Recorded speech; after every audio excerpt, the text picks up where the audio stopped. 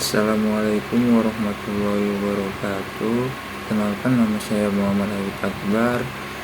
NIM saya 0101233142. Saya dari Prodi Komunikasi dan Penyiaran Islam, dosen Muhammad Iqbal Abdul Muin.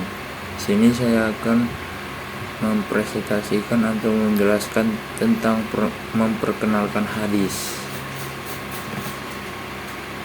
Bab 1. Terminologi hadis. Hadis. Secara etimologi, hadis merupakan bentuk masdar yang berarti cerita, percakapan baik dalam konteks agama maupun duniawi, atau dalam konteks sejarah atau peristiwa dan kejadian aktual. Penggunaan dalam bentuk kata sifat adjektif mengandung arti: 1. Al-jadid, yaitu sesuatu yang baru. 2. Al-khobar, yaitu berita sesuatu yang dipercakapkan atau dipindahkan dari seseorang kepada orang lain. 3. Al-qorib, yaitu sesuatu yang dekat.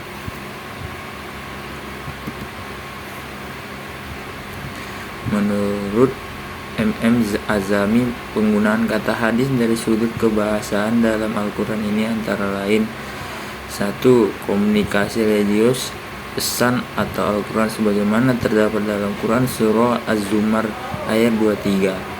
2. Cerita duniawi atau kejadian alam pada umumnya sebagaimana terdapat dalam Quran Surah Al-An'am ayat 68. 3. Cerita sejarah, historical stories, bagaimana terdapat Quran Surah At-Toha ayat 9. 4. Rahasia atau percakapan yang masih hangat sebagaimana terdapat dalam Quran Surah At-Tahrim ayat 3.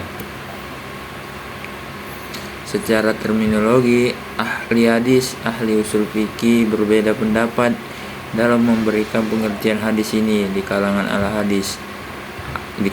ahli hadis sendiri ada beberapa definisi yang berbeda. Ada yang mendefinisikan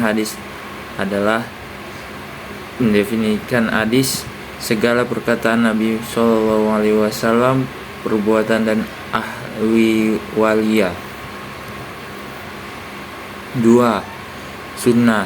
Secara etimologi merupakan jalan lurus, berkesinambungan yang baik maupun yang buruk, sebagaimana yang dapat dilihat dari perkataan Rasul: barang siapa yang merintis suatu jalan yang baik, maka ia akan memperoleh pahalanya, dan juga pahala orang yang mengamalkan sesudahnya tidak mengurangi yang demikian itu akan pahala mereka sedikit pun. Dan siapa yang merintis jalan yang buruk, ia akan menerima dosanya dan dosanya orang-orang yang mengamalkan tanpa mengurangi dosanya sedikit pun. Secara terminologi, sedangkan menurut istilah terminologi yang digunakan muhaddisin sunnah adalah segala sesuatu yang dikaitkan dengan Nabi SAW, baik berbentuk perkataan, perbuatan takrir, bentuk fisik moral maupun perjalanan hidup, baik dilakukan sebelum diangkat menjadi Nabi seperti bertahabus di Gua Hiro maupun sesudah menjadi Rasul. 3. Khobar. Khobar menurut bahasa berarti al-naba, yaitu berita. Sedangkan menurut istilah terdapat 3 pendapat, yaitu: A. Khobar adalah sinonim dari hadis, yaitu sesuatu yang dilaksanakan, yang disandarkan pada Nabi SAW dari segi perkataan, perbuatan, takrir, dan sifat. B. Khobar beberapa dengan hadis. Hadis adalah sesuatu yang berasal dari Nabi, sedangkan khobar adalah berita yang datang dari selain Nabi atas dasar dengan hadisin. C. Khobar lebih umum dari hadis. Hadis adalah sesuatu yang berasal dari Nabi, sedangkan khobar adalah sesuatu yang datang dari Nabi atau dari Nabi selain Nabi orang lain. Pendapat ini maka seorang ahli al-hadis. 4. Atsar. Secara etimologi berarti bakia al-syai'i, yaitu sisa peninggalan sesuatu, sedangkan pengertiannya secara terminologi ada 2 pendapat. 1.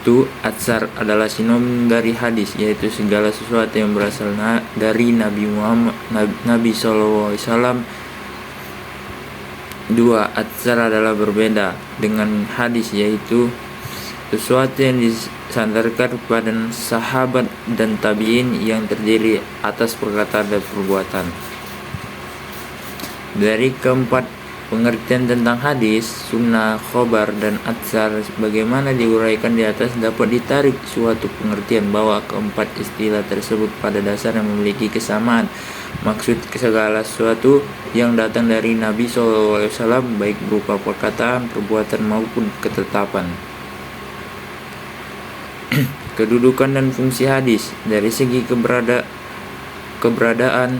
keberadaannya sebagai wahyu dan sumber syariah yang wajib diamalkan isinya. Sunnah sejajar dengan Al-Quran dari segi tingkatannya.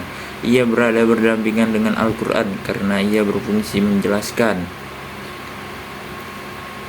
Sebagaimana firman Allah Subhanahu wa Ta'ala, dan kami turunkan kepadamu Al-Quran agar kamu menerangkan kepada umat manusia yang telah diturunkan kepada mereka, dan supaya mereka memikirkan. Terima kasih. Sekian dari saya. Wassalamualaikum warahmatullahi wabarakatuh.